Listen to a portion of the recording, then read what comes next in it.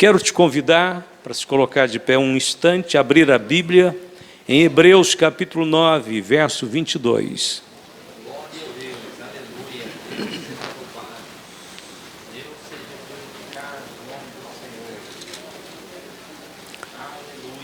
Hebreus capítulo 9, verso 22, pode ler comigo, por favor, na medida que você já tenha encontrado. Vamos lá.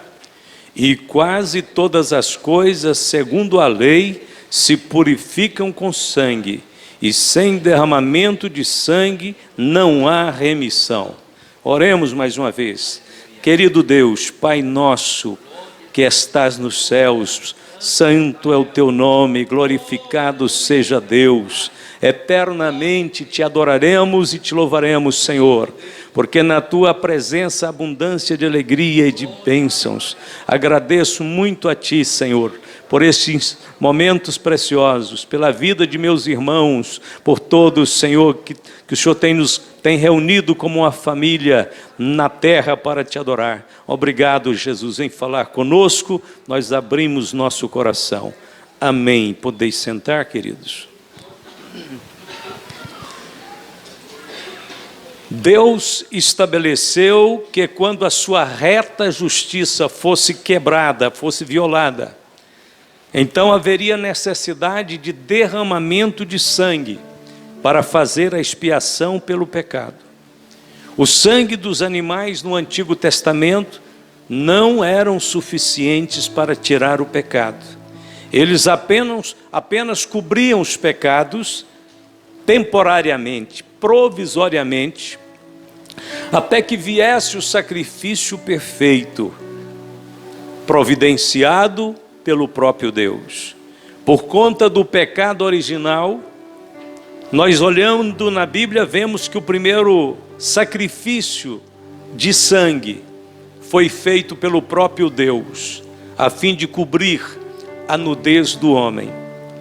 A partir daquele dia ali no Jardim do Éden, que Deus teve que matar, provavelmente um cordeiro, tirar a pele, preparar roupas para o homem. A partir daquele dia, milhares e milhares de animais seriam sacrificados no decorrer da história.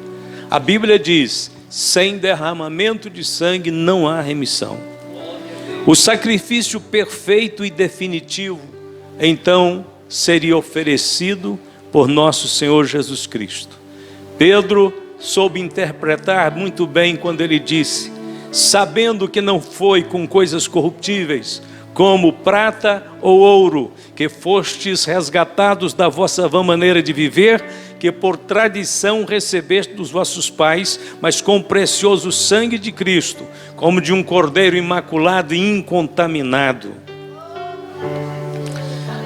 A trajetória de Cristo, principalmente no final da sua trajetória, quando ele celebra a ceia com seus apóstolos e vai em direção ao Getsêmani, a partir daquele momento, a sua trajetória seria de sangue, de sacrifício, de expiação, de entrega. Nós poderíamos estudar os fatos da morte de Jesus sob muitos ângulos. Eu quero destacar esse caminhar de Jesus a partir do momento em que ele está no Getsêmani, prestes a ser preso. Eu quero enumerar alguns pontos que mostram como a presença e a necessidade do sangue foi satisfeita por nosso Senhor Jesus Cristo. E de fato, ele foi consagrado como nosso Salvador perfeito, único, eterno. A primeira etapa foi quando Jesus foi preso. Não sabemos exatamente a hora da noite, mas já era tarde. Quem sabe 11 horas, meia-noite, não sei, por aí. Ele foi conduzido após a sua prisão no Getsêmani, primeiramente para a casa de Caifás, o sumo sacerdote. Lá estava reunido a Suprema Corte Judaica, o Sinédrio, e eles então começam a acusá-lo e a agredi-lo, a humilhá-lo, A Bíblia Sagrada diz assim, resumidamente, lá na casa de Pilatos: então cuspiram-lhe no rosto, ele davam murros e outros o esbofeteavam, dizendo: profetiza-nos, Cristo, quem é que te bateu? Este é o primeiro momento em que o sangue começa a fluir do Salvador. É o primeiro estágio do sofrimento que Jesus sofreu a partir então do julgamento injusto na casa de Caifás. Naquela noite, a essas alturas talvez já fosse 1, 2 horas da madrugada. Naquela noite então eles bateram no rosto de Jesus. Não bateram devagar, não, bateram com força, desfigurando-lhe a sua face. O sangue começa a correr do rosto de Jesus. A Bíblia diz que Adão foi feito à imagem e semelhança de Deus, mas o pecado tirou-lhe a imagem do Criador, desfigurou-lhe a face linda que Deus tinha dado para Adão, para Eva. Agora o Filho de Deus sofre as consequências do nosso pecado a fim de devolver-nos a imagem de Deus. A Bíblia diz assim: porque foi subindo como renovo, perante ele como raiz de uma terra seca, não tinha parecer nem formosura, e olhando nós para ele, nenhuma beleza víamos para que o desejássemos. Lentamente o Filho de Deus, que era formoso em glória, em beleza, em grandeza, foi desfigurando-se, porque ele tinha que devolver para nós a imagem de Deus que nós perdemos. Então ele perderia a beleza do seu rosto, porque eles o feririam até seu rosto inchar, ficar deformado, mal conseguia abrir os olhos, ficou roxo, mudou de cor. O plano de Satanás sempre foi ferir as pessoas até que elas percam a sua verdadeira identidade, até que você não saiba mais quem você é, por que você está aqui, qual é o desígnio de Deus para a sua vida. Quando as pessoas se entregam ao alcoolismo, à droga, ao pecado, aos caminhos vãos e profanos, significa que ele começou a perder todos os princípios da sua identidade moral e espiritual. A maioria das pessoas são guiadas por aquilo que é aparente e se espelham na impressão que têm a respeito da vida dos artistas, atores, cantores, atletas, celebridades, personagens da televisão e até mesmo em pessoas do outro sexo. Não, eu acho que eu não quero ser desse sexo, não, quero ser do outro. Acho que eu nasci para ser do outro. Uma fusão entra na cabeça da pessoa, ele perde o rumo. Isso é demoníaco. Isso é maligno. O diabo tem convencido que homens tão formosos, com a sublimidade de líder, de ser pai, de ser um esposo, começa a pensar que não é mais homem. Não, eu sou mulher. É isso que eu sou. Perca de identidade, desfiguramento na face. É por isso que Jesus apanhou na face, no rosto, para devolver-nos a convicção de que nós temos uma missão dada por Deus desde o nascimento, pré-definida por Deus. Não sou eu que defino, não, é Deus quem define. Eu não nasci primeiro do que Deus, não. Aliás, Deus não nasceu, né? Mas tem pessoas que acham, dizendo que está tudo errado, não é isso que eu tenho que ser. Como a criatura vai brigar com o Criador? Como que o vaso vai brigar com o oleiro? Quem faz o vaso é o oleiro, e o oleiro dá formato do vaso que ele quer. O formato que Deus deu para você é ser uma moça linda, uma mulher formosa, ou ser um homem cheio de varonilidade. Você tem que encontrar isto e andar nisso para ser feliz. Embora a sociedade de modo geral não compreenda isso, E nós conhecemos casos vários por toda a parte do planeta. A consequência imediata disso é o vazio, distanciamento de Deus, perca de sentido, crise de identidade, vazio, tédio, solidão, desespero. As pessoas insatisfeitas com aquilo que elas realmente são, perdem a perspectiva daquilo que Deus as criou, para o propósito que Deus as criou. E quando você perde a identidade sua, você perde tudo. Muitos dizem que nasceram desse jeito, quando na verdade nasceram perfeitas. Não nasceram desse jeito. A gente pega esse jeito depois, porque o diabo está à espreita, querendo deturpar todo ser humano que ele puder deturpar. Deus nos criou perfeito, Deus nos criou com desígnio, Deus nos criou com um objetivo. Quando você encontra este desígnio, você encontra a razão de existir, de ser. A Bíblia diz: as costas dou aos que me ferem, e a face aos que me arrancam os cabelos. Não escondo a face dos que me afrontam e me cospem. Isaías 50, verso 6, profecia diretamente direcionada que se cumpriu em Cristo lá na casa de Caifás, quando eles batiam no rosto dele. Aqui diz que eles também arrancavam os cabelos da barba dele, e quando arrancavam os cabelos, minava sangue na face de Jesus. Esse sangue nos fala então que, ainda que nós estejamos confusos, desnorteados deste mundo, Jesus já proveu uma solução para nos encontrar, nos achar e nos dar um sentido, nos dar uma identidade, devolver para cada um de nós o brilho, a glória e a presença de Deus em nossa face. A face é a sua identidade. Ela tem que mostrar quem você é de verdade. E principalmente a sua face tem que mostrar que você parece com Deus, com seu Pai Celestial. Então o Senhor deu as costas para aqueles que o feriam e a face. E quando ele entregou a sua face, ele foi massacrado para nos levantar, para nos sarar.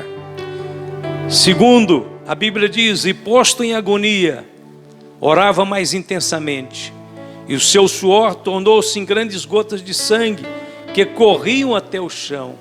Eu retorno um pouquinho para o Getsemane, porque aqui temos o sangue que Jesus derrama, que brota do seu corpo, E aí ele ainda está no jardim. No caso aqui, o sangue dele cai lá no jardim primeiro. Só depois é que nós vamos ter a primeira etapa que eu disse, na casa de Caifás. Mas é importante lembrar dessa fase no Getsemane, quando a Bíblia diz que o seu suor parecia gotas de sangue. É o sangue misturado com suor, na realidade. Se refere a uma condição médica muito rara, chamada de hematidrose, em que uma pessoa começa a suar sangue pelos poros da pele, junto com o suor. Este fenômeno é causado pelo rompimento de pequenos vasos sanguíneos perto da superfície da pele, geralmente devido a fatores emocionais intensos, como medo, estresse ou ansiedade. Jesus estava vendo a sombra da cruz sobre ele. Os nossos pecados estavam sendo colocados sobre ele. Então Jesus estava sentindo o peso do pecado da humanidade inteira. E ele, como uma ovelha muda, estava indo para o matadouro. Jesus a si próprio se entregaria àqueles que lhe levariam à crucificação. Separado do Pai por causa do pecado, vendo que seus discípulos não seriam capazes de vencer a tentação, muitos desistiriam, correriam, abandonariam. Então ele começa a suar aquelas gotas de sangue.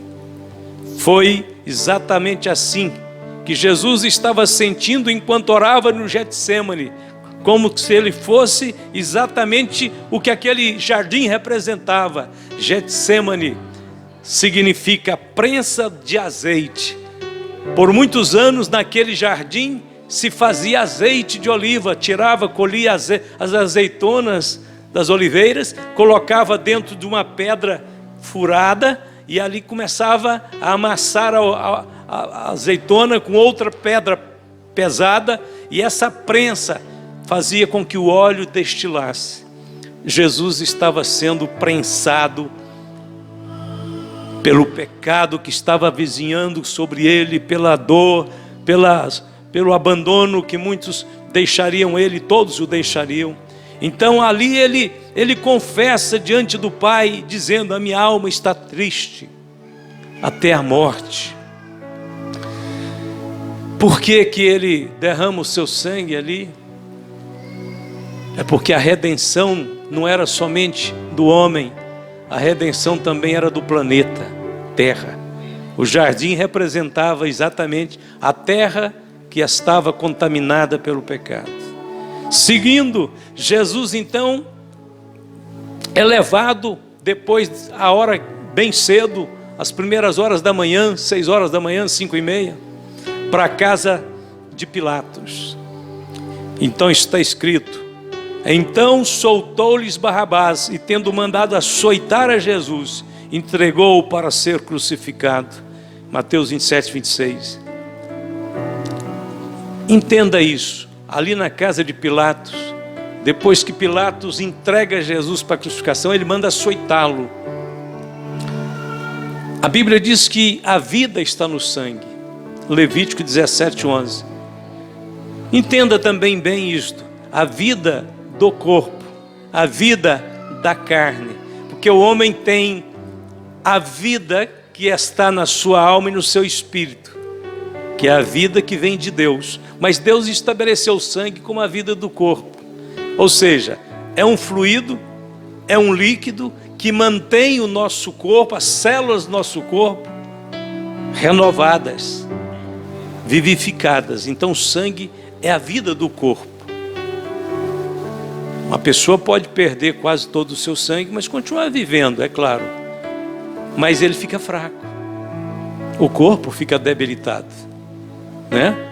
Então esta palavra que a Bíblia diz que a vida está no sangue, combina com uma descoberta científica do século 17 ainda, que comprovou que através do sangue é que temos esta vida física, e que não é possível haver vida sem o sangue. O mistério que há no nosso sangue ainda não foi todo desvendado, não. É maior do que você imagina e maior do que a ciência pode perceber. Só fazendo um resumo: o sangue está constantemente em movimento, circula por todo o nosso corpo a cada 23 segundos. Imagina, hein? O sangue alimenta as células com nutrientes e remove as impurezas do organismo. O sangue corresponde a 7% do peso do nosso corpo. O sangue possui anticorpos que atacam e destroem os germes, bactérias e outros organismos invasores. O sangue nos fortalece e torna possível o nosso crescimento, protegendo o nosso corpo, travando uma luta contra as doenças e enfermidades, fornece resistência organizada contra qualquer coisa que seja prejudicial ao corpo. Quando o primeiro Adão pecou, o seu sangue foi contaminado pelo pecado. Porém Jesus, o segundo Adão, possui um sangue precioso, incontaminado, e foi este sangue que ele derramou ali no pátio da casa de Pilatos, quando eles batiam nele. No contexto da crucificação, Jesus foi submetido à tortura física, recebendo um severo açoitamento. Conforme o costume romano da época, antes da crucificação, os criminosos eram açoitados com 40 chibatadas, que eram consideradas o meio caminho da morte.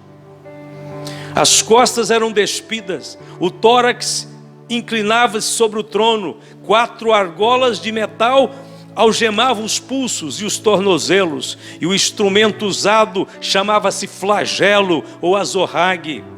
Tratava-se de um chicote com cabo de madeira de 14 polegadas de comprimento, com correias de couro, com pontas de vidro, metal e ossos pontiagudos que arrancavam os pedaços da carne.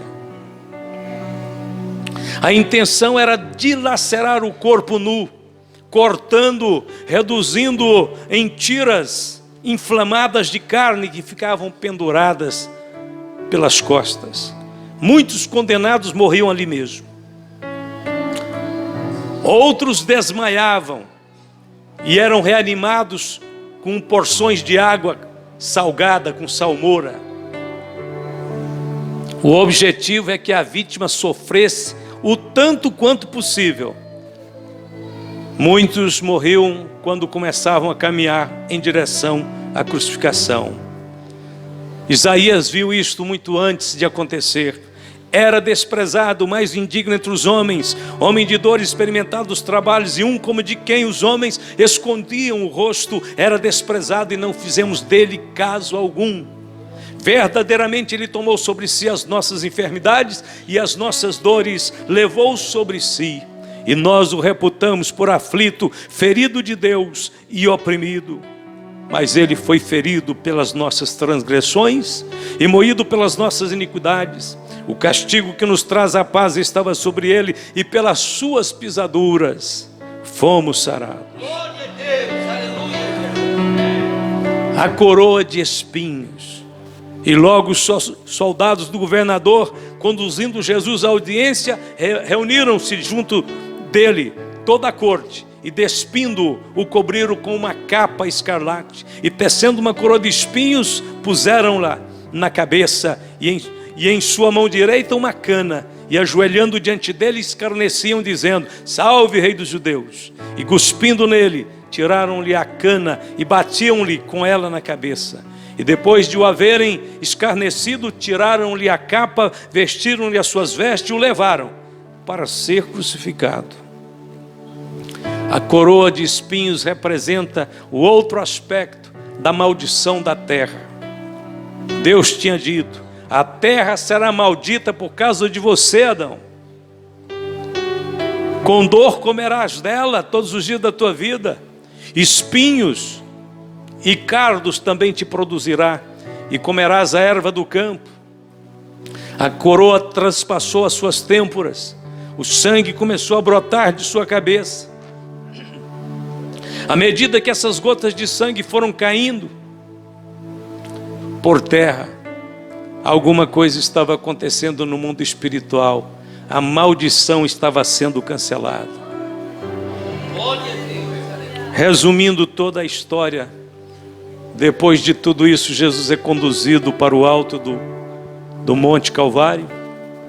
Ali eles deitam ele sobre o madeiro, estende as mãos dele, abre os braços, e agora as mãos são traspassadas com cravo de ferro, enferrujado, sujo. Mãos são símbolos de nossas obras, de nosso trabalho, de nossos frutos.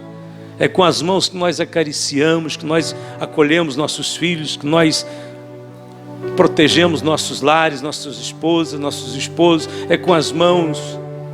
As mãos representam exatamente quando o homem pecou, ele fracassou, suas obras se tornaram impuras. Tudo que ele produzia tinha a marca do pecado. Mas o Senhor coloca as suas mãos ali e deixa que eles preguem no madeiro, no grosseiro madeiro, no terrível madeiro. Depois dos pés também traspassados e pregados. Pés representam o caminhar, o estilo de vida, o comportamento.